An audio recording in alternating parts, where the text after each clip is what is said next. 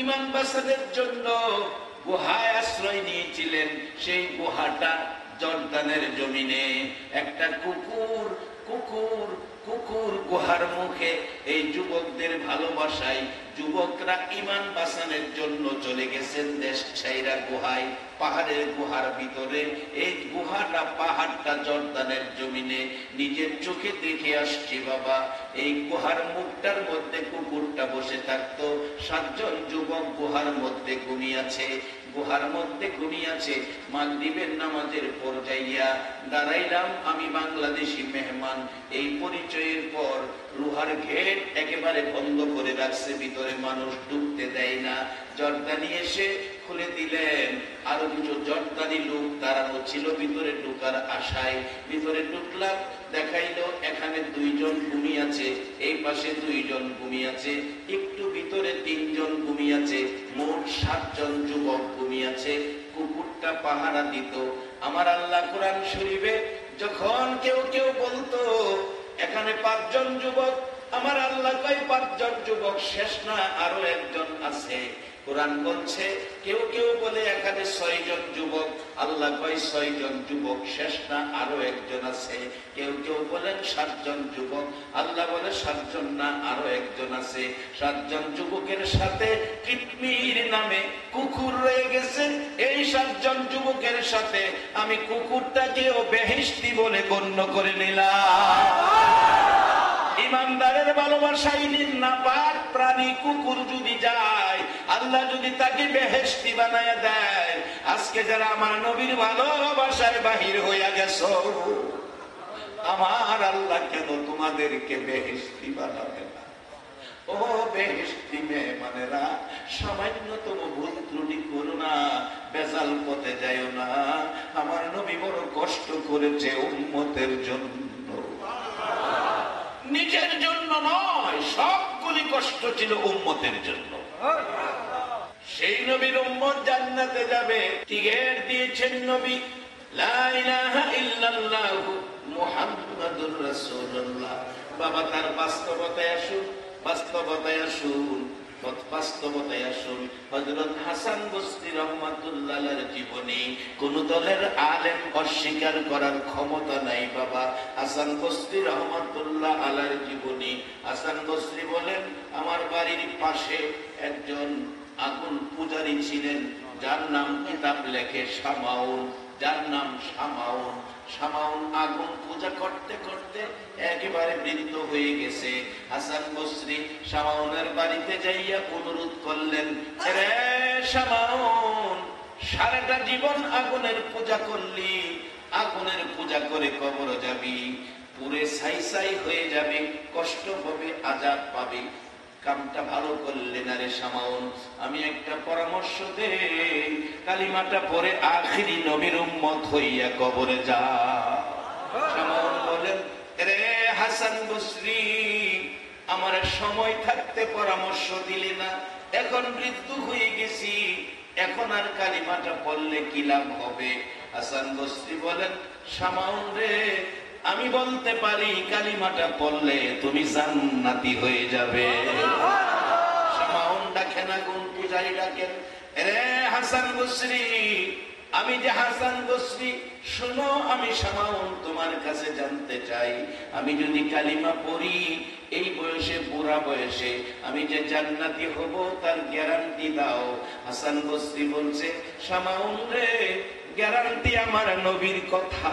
নবী বলেছে, মান ক্বালা লা ইলাহা ইল্লাল্লাহু ফাদখালাল জান্নাহ। এই নবীর কথার বলে গ্যারান্টি দিতে পারি তুমি জান্নাতি হবে। হাসান বসরি এই কথা বললে শামাউন দেরি করে নাই, সাথে সাথে কালিমা পড়ে মুসলমান হয়ে গেছে। এবার হাসান বসরি চলে যেতে চাইলে ডাকতেছে ছোট্ট ছোট্ট সুরে বৃদ্ধ মানুষ, হাসান বসরি রে, শোনো, আমি তোমারে একটা ওসিয়ত করি রে হাসান বসরি, আমি জীবনে ভালো কাজ করতে পারি নাই, আগুন পূজা করেছি, শেষ বয়সে কালিমা পড়লাম, এখন আর ভালো কাজ করার বয়স আমার নাই। রে বাবা যুবকেরা, এমন একটা বয়স বেঁচে থাকলে তোমারও হবে, ইচ্ছা থাকলেই মাহফিলে আসতে পারবা না, ইচ্ছা থাকলেই ঘর থেকে বাহির হতে পারবা না, এমন সময় তোমারও হতে পারে। সামাউন কান্দে, হাসান বসরি রে, কালিমাটা পড়াইলি, সময় থাকতে পড়াইলি না। জীবনে ভালো কাজ করার বয়স নাই, ভালো কাজ করার শক্তি নাই, ভালো কাজ করার সুযোগ নাই। হাসান বসরি রে, একটা অনুরোধ করি তোমারে। কি অনুরোধ করবা? হাসান বসরি, তুমি একটা লিখিত দাও। আমি যে কালিমা পড়ছি বেহেশতের আশার, একটা কাগজের মধ্যে লিখিত দাও। লিখিত দিয়ে হাতে নিয়ে ছাড়লে এবার ডাকতেছে হাসান বসরি, আরেকটা ওসিয়ত করি। আমার যেদিন মৃত্যু হবে রে হাসান বসরি, তুমি নিজে আমারে গোসল করাইও, তুমি নিজে আমারে কাফন পরাইও, কাফনের ভিতরে তোমার লেখা কাগজটা ঢুকাইয়া দিও। কবরে শোয়াইয়া সবাই যখন কবর ছাড়ো বলে চলে যাবে রে হাসান বসরি, মুনকির নকিরে সে আমাকে প্রশ্ন করলে আমি তো কিছু জবাব দিতে পারবো না, আমি তোমার লেখা কাগজটা তুলে ধরবো। হাসান বসরি বলেছে, নবীর কালিমা লইয়া কবরে আইলে বলে জান্নাত পাওয়া যায়। রে হাসান বসরি, আমার এই কথাটুকু রাখবি, এই ওসিয়ত আমি তোকে করে গেলাম। হাসান বসরির জীবনের মধ্যে লেখেন, হাসান বসরি রহমাতুল্লাহ আলাইহি সামাউল মৃত্যুর পর কথা মতো গোসল দিয়ে কাফন পরাইলেন। কাফন পরাইয়া কাফনের ভিতরে ওই কাগজটা ঢুকাইয়া দিলেন। জানাজার শেষে কবরে নামাইয়া সবাই বাড়িতে চলে গেলেন। রাত্র গভীর, হাসান বসরি রহমাতুল্লাহ আলাইহি বলেন, আমি স্বপ্নে দেখি সামাউন আমারে ডাকতেছে, রে হাসান বসরি ঘুমিয়েছো? ঘুমাইও না, আমি সামাউন এসেছি। তুমি যে আমাকে কাগজ দিয়েছিলা, এই লও তোমার কাগজ, আমি তোমারে দেওয়ার জন্য এসেছি। হাসান বসরি রে, তোমার কাগজ আমার প্রয়োজন পড়ে নাই, নবীর কালিমা লইয়া কবরে যাওয়ার কারণে আমার কবর জান্নাতের বাগান হয়ে গেছে। সেই কালিমাটা বলুন এখনো আমাদের মধ্যে আছে কিনা? সেই কালিমাওয়ালাকে আল্লাহ পরামর্শ দিতেছে, এইভাবে যেন আমরা কবরে গিয়ে জান্নাতের শান্তি ভোগ করতে পারি। আল্লাহর পরামর্শ, ইয়া আইয়ুহাল্লাযীনা আমানু, ও কালিমাওয়ালা ঈমানদার, রুকু সিজদার মাধ্যমে রবের ইবাদত কইরো, এরপরে ভালো কাজ কইরো। আচ্ছা, আজকের এই মাহফিলটা যারা আয়োজন করছে, একটা সত্য কথা গোপন রাখবেন না, দুর্বল কণ্ঠেও বলবেন না, সত্য সবসময় গর্জিয়াস থাকে। আজকের আয়োজন, এই মাহফিল, এই কাজটা ভালো না খারাপ? যারা আরামের ঘুম হারাম করে বৃষ্টি বাদল রাস্তাঘাট কাদা, তারপরেও মাহফিলে আইসা কোরআন সুন্নাহর পক্ষে বসে 60 বছর ইবাদতের চেয়ে বেশি নেকির ভাগী হলেন। আপনাদের এই মাহফিলে আসাটা ভালো না খারাপ? এই ভালো আল্লাহর ফেরেশতারা শুনতাছেনি, আল্লাহ শুনতাছেনি, আমার নবী মদিনার থেকে দেখতাছেনি। সবাই কয় না, বিশ্বাস হয়? সবাই হয় না, বিশ্বাস হয় না।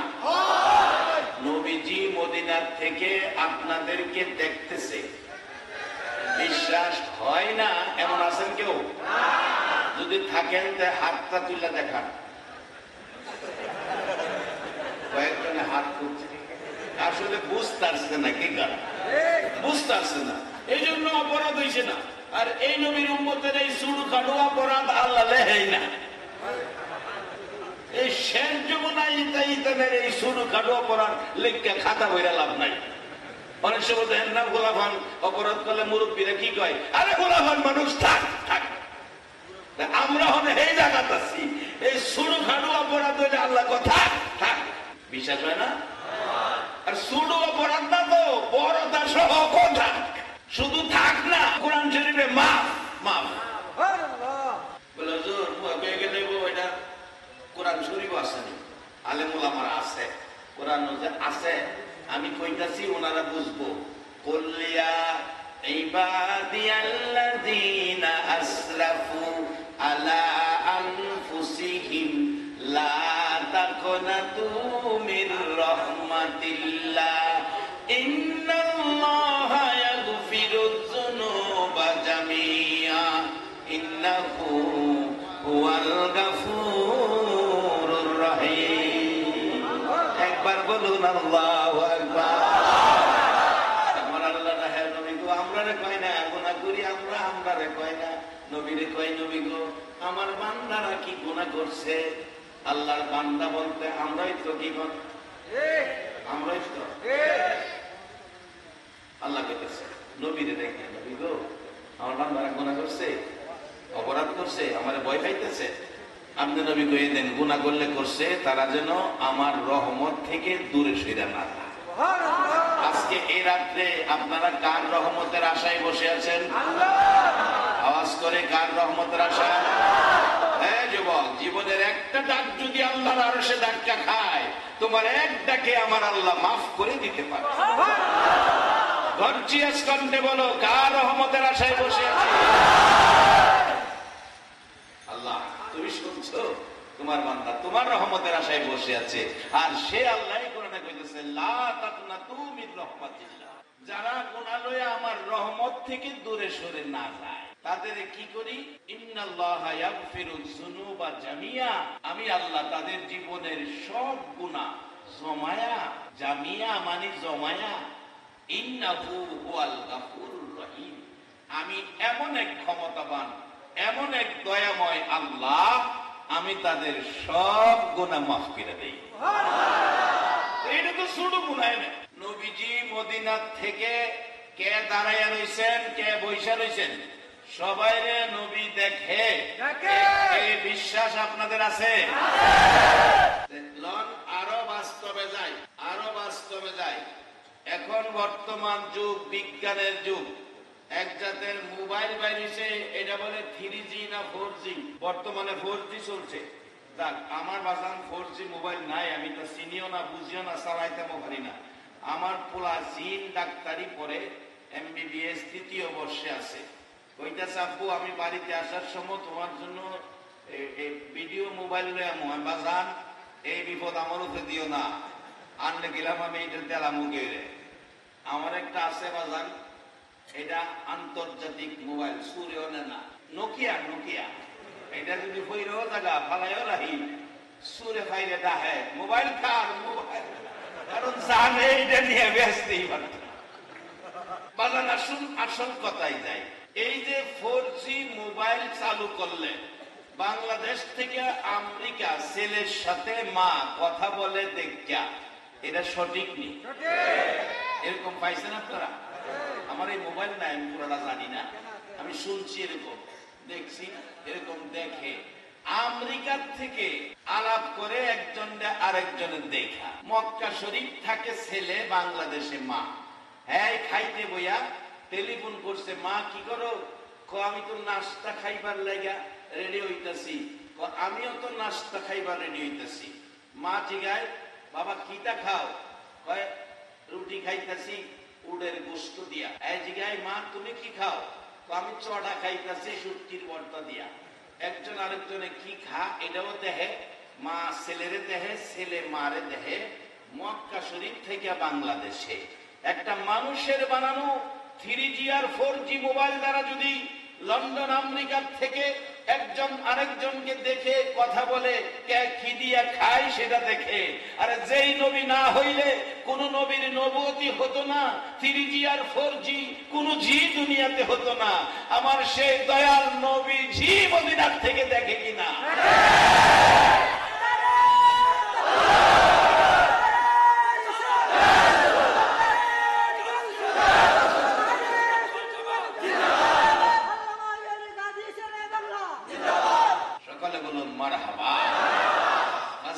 আমি কি কথাগুলো বুঝাইতে পারতেছি?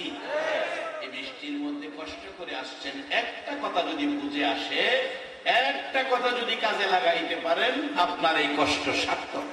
আল্লাহর পরামর্শ, অফ আলুল খয়রা, কথাটা খেয়াল আছে? তোমরা ভালো কাজ করো। ও আখিরি নবীর উম্মত, তোমরা ভালো কাজ করো, ভালো কাজ। হুজুর ভালো কাজ, আজকের কাজটা ভালো, যারা আইছেন ভালো কাজের পক্ষে আইছেন। এরপরে বলছে যদি ভালো কাজ করতে পারো, ভালো কাজের মধ্যে সবচেয়ে বড় ভালো কাজ হইল মা বাবার সাথে ব্যবহার ভালো করা। একটা মশা কামড় দেওয়ার মতো ব্যথা যদি কেউ মা বাবাকে দাও, তোমার 1000 বছরের ইবাদত শেষ। মা যদি খালি তোমার দেওয়া ব্যথায় একটু খালি বলছে ও, বাবা যদি একটু ব্যথাই বলছে ও, এইটুকের কারণে তোমার 70 বছরের ইবাদত শেষ। মাসান এক হাজী সাহেবের জীবনী, উনি 39 বার হজ করে 40 বারের মাথায় আরাফাতের মাঠে। রাসূল বলছেন আরাফাতে পাও রাখার সাথে সাথে মাপ চাইতে হয় না, জীবনের গুনাহ এমনি মাফ। আরাফাতের মাঠে হাজী সাহেব 39 বার হজ করে 40 বারের মাথায় আরাফাতে কাঁদতেছে, খুশির কান্না। আল্লাহ গো, একবার আরাফাতে পাও রাখলে জীবনের গুনাহ মাফ করে দাও। আমি 40 বার আরাফাতের মাঠে পাও রাখলাম। ও খোদা, আমার ভাগ্য কত ভালো। গায়েবী আওয়াজ হইতেছে, হাজী হাজী রে, তোর ভাগ্য বেশি ভালো না, তোর ভাগ্য ভালো না। হাজী বলেন কেন গো প্রভু, আমার ভাগ্য ভালো না? হাজী রে, 39 বার হজ করে 40 বারের মাথায় আরাফাতের মাঠে অবস্থান করছো। এরে হাজী, আরাফাতের মাঠে অবস্থান করছো, 40 বার হয়ে গেছে। হায়াত পাইয়া যদি 40,000 বার আরাফাতের মেহমান হও, আমি আল্লাহ তোমার হজ কবুল করব না। হাজী সাহেব কাঁদতে শুরু করলেন গড়াগড়ি করে, প্রভু গো, 40 বার আসলাম, তুমি কবুল করবা না? কি অপরাধ করেছি গো আল্লাহ, আমি জানতে চাই। গায়েবে আওয়াজ হইতেছে, হাজী রে, তুই যখন তোর মার পেটে ছিলে, তোর মা তোরে পেটে লইয়া কত কষ্ট করছে আমি আল্লাহ জানি, দুনিয়ার কেউ জানে না। বিদায় কোরআন শরীফে আল্লাহ বলেছেন, হামালাতহু উম্মুহু কুরহা ওয়া ওয়াদাআতহু কুরহা। তোমার মা তোমাকে পেটে লইয়া যখন হামেল ছিল, তোমার বাবা পাশেই ঘুমিয়েছে, শুইয়াছে। তুমি মার পেটে, রাত্রে মা ঘুমিয়েছে, মার পেটে থাইকা খেলাধুলা করতে যাই। আরে মানুষ, তুমি মার পেটে থাইকা খেলাধুলা করতে যাইয়া পাউটা লড়াইছো, তোমার পাও যাইয়া মার কলিজায় লাথি লাগছে। তোমার মা 3 ঘন্টা বেহুশ, জিহ্বাটা বেরিয়ে গেছে, চোখের পানিতে বালির বিছে। আবার নড়াচড়ি করছো, খেলাধুলা করতে যাইয়া কোনি হাতের কনি লড়াইছো, তোমার কনি মার কলিজায় লাগছে। মা কত কষ্ট করছে আমি আল্লাহ দেখছি। তোমার বাবা পাশে শোয়া, সেই তো দেখে না, সেই তো জানে না। তোমার মা হাত বাড়াইয়া ডাকছে, মাবুদ রে, এই সন্তানটা কবে কুলে লইয়া বাবা কইয়া 2 গালে সুমাইব? বলুন মা, সন্তানের 2 গালে সুমা দেয় কিনা? মা সন্তানের 2 গালে চুমো দেয়, মার সব কষ্ট দূর হয়ে যায়। আমার আল্লাহ ডাকতেছে, হাজী রে, এই মা যখন সন্তান প্রসব করে রে হাজী, তোর প্রসব ব্যথার যন্ত্রণায় 3 দিন গলা কাটা মুরগির মতো লাফাইছে, রক্তক্ষরণ হইয়া গট্টা লাল লাল হয়ে গেছে। মহিলারা বলছে এই মহিলাটা বাঁচবে না। 3 ঘন্টা তোর মা বেহুশ হয়ে পড়ে আছে, তুমি ভূমিষ্ঠ হয়েছ। তোমার ওয়া ওয়া কান্না শুনে তোমার মার জ্ঞান ফিরেছে। ডাকছে তোমার মা, কে কান্দে গো? কোন মহিলা বলছে তোমার ছেলে হয়েছে। মা পাগলে 2-4 দিক ঘুরে ঘুরে ভিক্ষুকের মতো হাত বাড়াইছে, দে আমার ছেলে আমার কোলে দে। মহিলারা বলছে গোসল চলছে, গোসল করাইয়া তোমার কোলে দেওয়া হবে। তোর মা কাঁদতে কাঁদতে বলেছিল, গোসল লাগবে না, আমার কোলে দাও গো। আমার রক্ত মাখা সন্তানের গালে 2টা চুমো দিতে পারলে আমি মায়ের 10 মাসের ব্যথা দূর হইয়া যাইবে।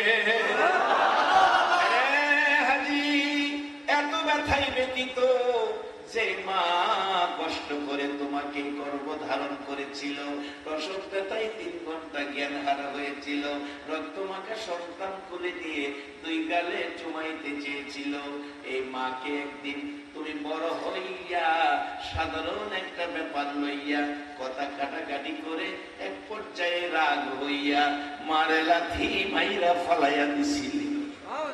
হাজি তোর মার ওই 10 মাসের ব্যথার কথা মনে হইয়া তোর মার কলিজা ফাইটা দুনিয়ার থেকে বিদায় হয়ে গেছিল। বিদায় মুহূর্তে 2টা হাত বাড়াইয়া বলছিল, আল্লাহ গো তুমি দেখছো গো কত কষ্ট জীবনে সন্তানের জন্য করলাম, সেই সন্তানের লাথি খাইয়া কলিজা ফাইটা দুনিয়ার থেকে বিদায় হলাম, এই বিচারটুকু তোমার কাছে দিয়ে গেলাম। হাজি হাজি রে, লাথি দিয়ে আমার কলিজা বাটাইয়া বিদায় করছো, আরাফাতের মাঠে 40 বার কেন, হজ করতে 40 বার কেন, হায়াত পাইয়া যদি 40,000 বার হজ করতে আসো, মার গায়ে লাথি দেওয়ার কারণে তোমার একটা হজও কবুল হবে না। আখিরি নবীর উম্মত, যত ভালোবাসাই নবীকে দাও, একটা মশা কামড়ের ব্যথা যদি মা বাবাকে দাও, তোমার মতো উম্মতের সুপারিশ আমার নবী করবে না। তবে এই রোগ যদি দূর না করেন, এই রোগ দূর না করা পর্যন্ত বেহেশতে যাওয়া কোনো দিকেই সম্ভব না। ইবাদত যতই করেন, 4টা চাক্কার গাড়ি একটা যদি পাঞ্চার হয় গাড়ি চলবে না। মা বাবার সাথে যেন ভুল না হয়। তবে অন্য ভুল ত্রুটি ছোটখাটো অপরাধ করে যদি হয়েও যা, চাক্কা 4টা থাকে, একটা পাঞ্চার হইলে দেখবেন গাড়ির মধ্যে আরেকটা স্পেয়ার চাক্কা থাকে না? কয় না? আমি বলবো গাড়ির চাক্কা 4টা, আরেকটা চাক্কা কেন রাখছে? রাখার কারণ হলো যদি পাঞ্চার হয়, বিপদে পড়া যায়, ওই স্পেয়ার চাক্কা দিয়া আপনার বিপদ দূর হয়ে যাবে। আজকে যারা নবীর ভালোবাসায় বসে আছেন, এটা হলো জীবনের স্পেয়ার চাক্কা, এটা স্পেয়ার চাক্কা। যদি ইবাদতে কোনো ত্রুটি হয়, নবীর ভালোবাসায় স্পেয়ার চাক্কা ধাক্কাই আপনাকে জান্নাতে নিয়ে যাবে। আচ্ছা, কোরআন শরীফ আল্লাহ আপনাদের সুন্দর ফায়সালা দিছে, ফাদখুলি ফি ইবাদি ওয়াদখুলি জান্নাতি। সহজ, ইবাদতে ঢুকো, তোমরা জান্নাতে ঢুকাবো। আখিরি নবীর উম্মতের কইতেছে, কেন নবী তো কষ্ট করছে আমরা লাগে। অনেক সময় দেখবেন বাবা চাচার কাছে চট্টগ্রাম ছেলেটারে রাইখা ঢাকা গেছে, গা হয়ে গেছে, বড় ভাই আমার ছেলেটারে বাড়ি পৌঁছে দিও। রাত্রে আসার সময় বাসের টিকিট কাটবো, বাসের ভাড়া 50 টাকা। চাচা জিগায়, ভাতিজা ভাড়া আছে? আব্বা দিয়ে গেছে 20 টাকা। আচ্ছা 20 টাকা দিয়া গেছে বাবা, ঢাকা গেছে চট্টগ্রাম থেকে। এখন আপনাদের এই গ্রামের নাম কি? চন্দনাইশ। চন্দনাইশ থানা আসতে গেলে ভাড়া রাখবো 50 টাকা। বাবা হেরে দিয়ে গেছে 20 টাকা, চাচার কাছে বুঝাইয়া গেছে। এখন সত্য কথা কইবেন, এই 30 টাকা যে তার কাছে নাই, এই জন্য চাচা কি বাতিজারে ফালাইয়া দিয়াই করছে? নিজের পকেটের 30 টাকা দিয়া বাড়ি লই আইছে। আমার নবী কালিমার টিকিট কাটটা আমরা জান্নাতি বানায়া আল্লাহর কাছে বুঝাইয়া দিছে। অহন খুঁটিনাটি ভুল ত্রুটি আল্লাহ মাফ কইরা জান্নাতে পৌঁছাইয়া দিব। পরামর্শ কোরআন শরীফ। আল্লাহ বলছে আমানু, ইমানদার। আপনাদের কথা নবী যে বুঝাইয়া দিয়ে গেছে, মদিনায় শুয়ে গেছে, এবার বুঝাইছে নবী আল্লাহর কাছে, আল্লাহ বুঝা নিছে, এবার আল্লাহ আমরা টানতেছে। আমানু, রুকু সেজদার মাধ্যমে ইবাদত করো। রুকু সেজদার মাধ্যমে ইবাদতের নামটা কি? নামাজ। সবাই কইবেন নামাজ। আরে বলেন পড়েন আর না পড়েন হেডে পড়েন, স্বীকার করতেইব রুকু সেজদার মাধ্যমে ইবাদতের নামটা কি? নামাজ। নামাজ পড়লে লাভ হয় না লস হয়? আচ্ছা এবার একটা ফায়সালা যাই। আপনাদের চন্দনাইশের একটা যুবক ছেলে বিয়ে করছে আনোয়ারা থানা, নতুন জামাই, শ্বশুর বাড়িতে গিয়া মসজিদে আজান দিছে পরে নাস্তা খাওয়া রাইখা হ্যাঁ জামাতে যাইতেছে। শাশুড়ি কয় দামান কই যান, জামাই কোথায় কই যাইতেছেন? আম্মা ডাইকেন না, আমি নামাজে যাইতেছি। জামাতে নামাজটা পড়াই। যে এই জামাইটা চন্দনাইশ বাড়ি আনোয়ারার জামাই মসজিদে নামাজ পড়তে গেছে, এই জামায়ানা পোশাক লাগাইয়া। আচ্ছা, মুসল্লিরা দেখলে একজন আরেকজন জিজ্ঞেস করবে না এই জামাই মানুষ নামাজ পড়তে এসে জামাইটা জানি কার? আরেকজনে বলছে জামাইটা আব্দুল মালিকের মেয়ের জামাই। তখন সবাই কি কইতাছে জামাইটা তো খুব কয় না কয় না। আরে সত্য কথা গোপন করুন যে সকল মুসলিমরা কি কইতাছে জামাইটা খুব ভালো। ভালো কখন কইল? যখন নামাজে গেল। আর যদি মসজিদের নামাজ ভাঙছে, হ্যাঁ 555 সিগারেট টানতেছে, জামাই নতুন সিগারেট খা 555 মুরব্বীদের সামনে। এখন আপনারা ফাইসালা দেন, হ্যাঁ খাইয়া গেলে পিছনে মানুষ বালা কইব না খারাপ কইব? জিগাইব যে জামাইটা কার রে? জামাইটা আব্দুর রহমানের মেয়ের জামাই। জামাই তো একটা বিয়া দিছে, এটা তো আস্থা বিয়া দাও। বুঝাইতাম পারছি কথাটা? তাহলে লাভটা কি সিগারেটে না নামাজে? খালি এখানে না তো, সব জায়গা নামাজে লাভ। আল্লাহ কইছে রুকু সেজদার মাধ্যমে রবের ইবাদত করো। এই ইবাদতটার নাম নামাজ। এবার আল্লাহর পরামর্শ, এরপরে কি করো? আফআলুল খায়রা, বালা কাজ করো। বালা কাজের মধ্যে সবচেয়ে বালা কাজ হইল মা বাবার সাথে ব্যবহার ভালো করা না খারাপ করা? আসতে পেলেন যে ভালো ব্যবহারের ফল কি আসে? বাস্তবে আসুন, ছোট্ট করে বলছি, শেষ দিকে যাচ্ছি, রাত্র গভীর হয়ে গেছে, শেষ দিকে যাচ্ছি। হযরতে মুসা আলাইহিস সালাতু ওয়াস সালামের জীবনী। ভালো কাজ, মা বাবার খেদমত, মা বাবার জন্য বাসা বাড়িতে যাওয়ার সময় মা বাবার কোন জিনিসটা পছন্দ করে এটা কিনে নেবেন, এটা ভালো কাজ। এই ভালো কাজ করতে আপনারা রাজি আছেন কিনা? যদি এরকম ভালো কাজ থাকে, আল্লাহ কোরআনে আখির নবীর উম্মতের কথা বলছে, লাআল্লাকুম তুফলিহুন, তোমরা সফল কাম, তোমরা সফল কাম হয়ে গেছো। অর্থাৎ তোমরা 10টা পৃথিবীর সমান একটা জান্নাতের মালিক হয়ে গেছো। আবার কোরআনে বলছে ফাদখুলি ফি ইবাদি ওয়াদখুলি জান্নাতি, সহজ পথ, তোমরা ইবাদতে ঢুকো, আমি তোমরা জান্নাতে ঢুকাবো। আসুন, এই সহজ পথ পাইতে গেলে কি করতে হবে? আল্লাহ কোরআন শরীফে বলছে অমাইয়ুতির রাসূলা ফাকাদ আতা আল্লাহ, তোমরা আমার রাসূলের কথাগুলি মানো। রাসূলের কথা মানলেই তোমরা আমি আল্লাহর কথা মানা হবে, শান্তির পথ পাবে, জান্নাতের পথ পাবে, হিংসা বিদ্বেষ ভুলে মানুষ মানুষের সাথে মিলেমিশে থাকার পথ পাবে। তাই আসুন আমরা সেই নবীর উম্মত হয়ে আমরা দুরুদ ও সালাম মদিনা পাঠাবো। মহব্বতের সহিত একটু দুরুদ ও সালাম পাঠ করব। আপনারা রাজি আছেন? 12 তারিখ রবিউল আউয়াল নবী আসিলেন এই দরায়। 12 তারিখ রবিউল আউয়াল নবী আসিলেন এই দরায়। আসুন সবাই দাঁড়াইয়া সালাম জানাই নবীজির আল্লাহ আল্লাহ আল্লাহ। ও আল্লাহ আল্লাহ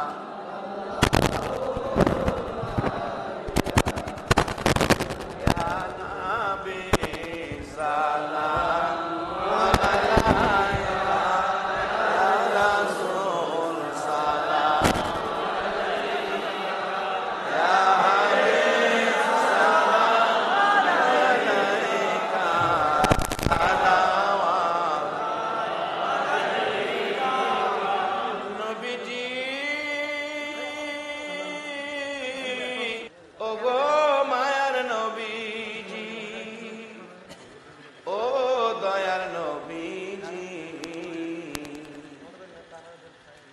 কষ্ট করলা তুমি নবী গো উম্মতের লাগিয়া, কত মার কত ব্যথা সইলা গো নবী উম্মতের লাগিয়া। আবু জাহেল আবু লাহাব রে কত মার মারলি আমার নবীর মা নাই বাবা নাই বলিয়া। 63 বছর কাঁদছ তুমি উম্মতি উম্মতি বলিয়া, এখনো কান্দিতে আছো মদিনাতে শুইয়া। মদিনা রে ও সুন্দর মদিনা, মদিনার পাহাড় ও পাহাড় রে তুই কত ভাগ্যবান, পাহাড় হইয়া দেখছ আমার দয়াল নবীকে। মদিনার হরিণ ও সোনার হরিণ রে তোরা কত ভাগ্যবান, হরিণ হইয়া দেখছ আমার দয়াল নবীকে।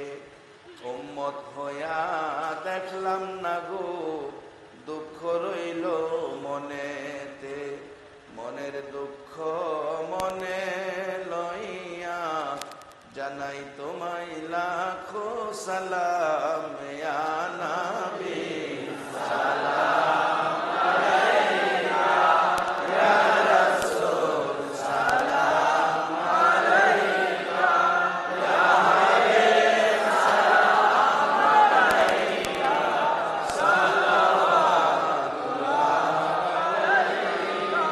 বেজায় রব মেরে দুরুদ ও সালাম